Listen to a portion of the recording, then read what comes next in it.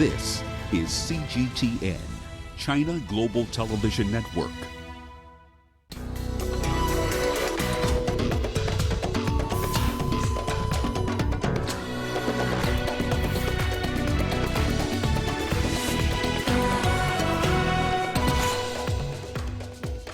Zimbabwe mourns after death of longtime President Robert Mugabe as world leaders pay tribute.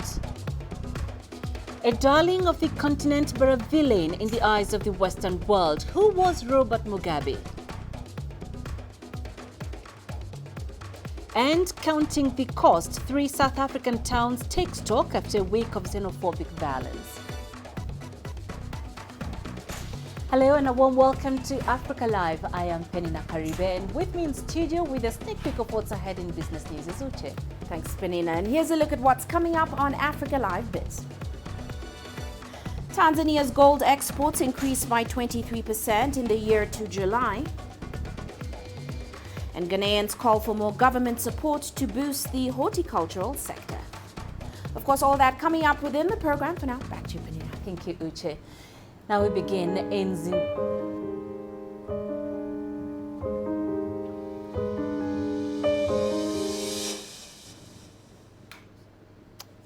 Zimbabwe. Reactions to the death of longtime leader Robert Mugabe have been mixed. There are some who look back fondly at the prosperity of the first years of his presidency, while others blame him for the economic collapse and international isolation that characterized the last part of his tenure. CGTN's Faremo Kutuye has been following that story for us. After 37 years in power, Robert Mugabe had won as many critics as he had admirers. Now that he's dead, opinion is divided over his 4-decade rule. Two sides of the story about Mugabe. The good side of him, what he did in the early years of building schools, free education.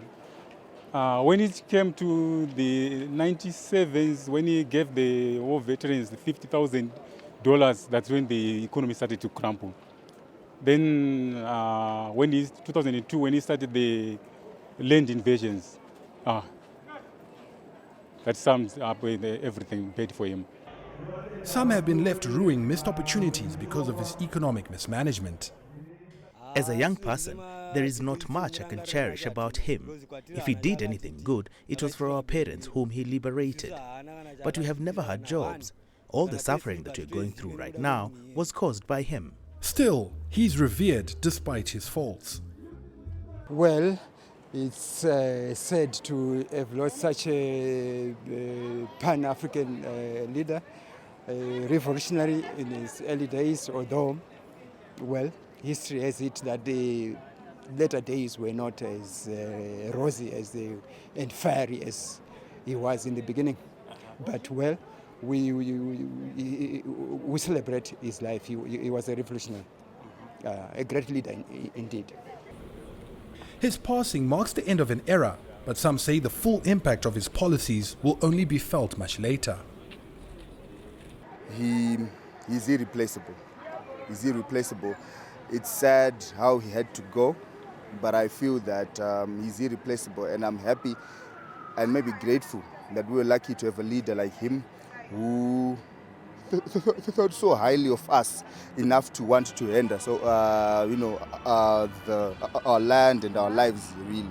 If you look at the rest of Africa and where we are, we may feel like there are challenges that may not be repaired yet.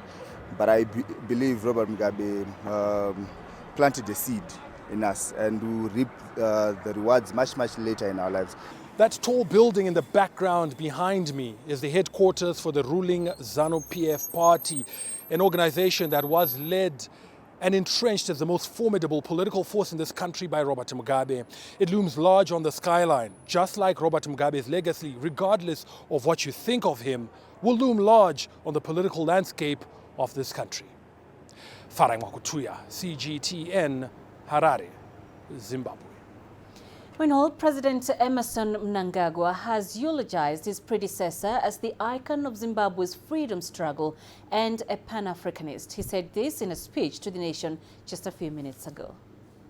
As we mourn the passing on of our commander, liberator, founder and leader, we remain determined to carry forward the transformation he so fervently desired, including protecting and defending the gains of the struggle for which he made huge sacrifices. On the bedrock and the solid foundation of the First Republic, which he molded as its leader, we today recover and grow our economy brick by brick until his lifelong vision of an empowered people is realized. I am from Johannesburg, South Africa. We're joined live by Blessing Vava. He is a political analyst to discuss this further with us. Blessing, thank you for joining us. Now, President Mugabe was admired by Africans and African leaders, but he was vilified by the West. Why?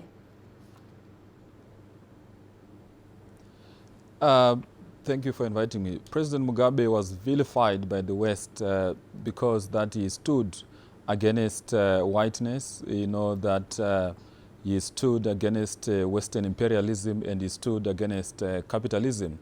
But in analyzing his reign, you'd realize that he can be described as a complicated character. You don't necessarily have to have one side of him. He was a man with a lot of different angles and different views to describe him. One of the things that he was hated for was his stance on the land reform after Zimbabwe undertook a radical land redistribution exercise in 2000. This was one of the things that Western powers were against his leadership. But also, you should remember that coupled with that, there was also a record of human rights abuses that also characterized his leadership. The assault on opposition activists, opposition leaders, the assault on civil society leaders, the jailing, the arrests, and the killings also of thousands of Zimbabweans in Matabeleland in the 80s also characterized his leadership, and that also made him a villain, especially when you are looking at the lenses of the West. Now, what's your take on the type of legacy Mugabe has left for Zimbabwe?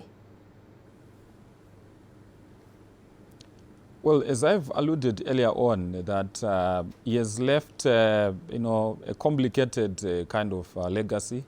On one hand, he was an icon of the liberation struggle who led Zimbabwe, to its independence in 1980, and also his contribution in the independence of other African countries. You talk of South Africa, you talk of Namibia.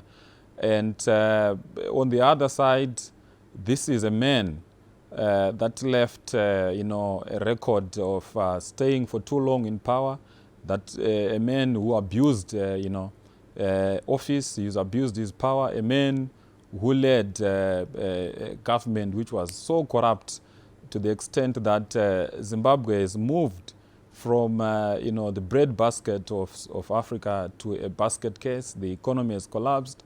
The health delivery system has collapsed. And it's actually shocking and very much surprising that Mugabe had to die in a hospital in Singapore, when in Zimbabwe we have hospitals, but those hospitals are now in a dilapidated state because of the deterioration caused by Mugabe's misrule that made our health system to collapse.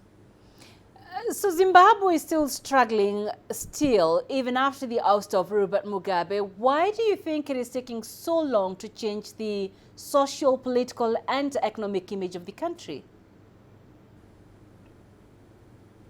I think first and foremost, we must understand that the problems of Zimbabwe was not a problem of an individual. It was not a problem of Robert Mugabe. The moment that we individualize the challenges in Zimbabwe, I think we'll be doing injustice.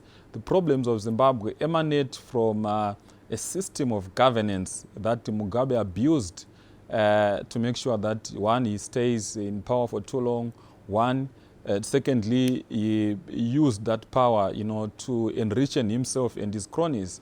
But nevertheless, what happened in November 2017 was an exposure to really show us the power that was behind Robert Mugabe.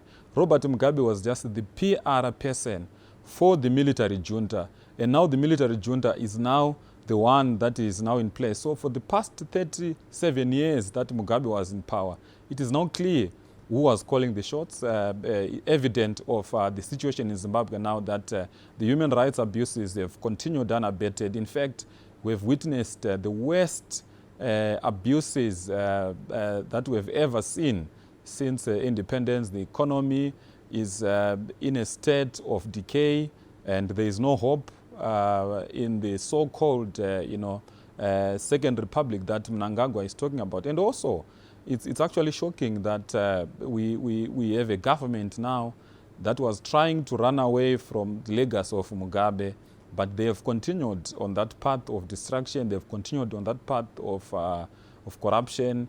And if anything, Emmerson Mnangagwa represents the worst side of Robert Mugabe, as exemplified by his short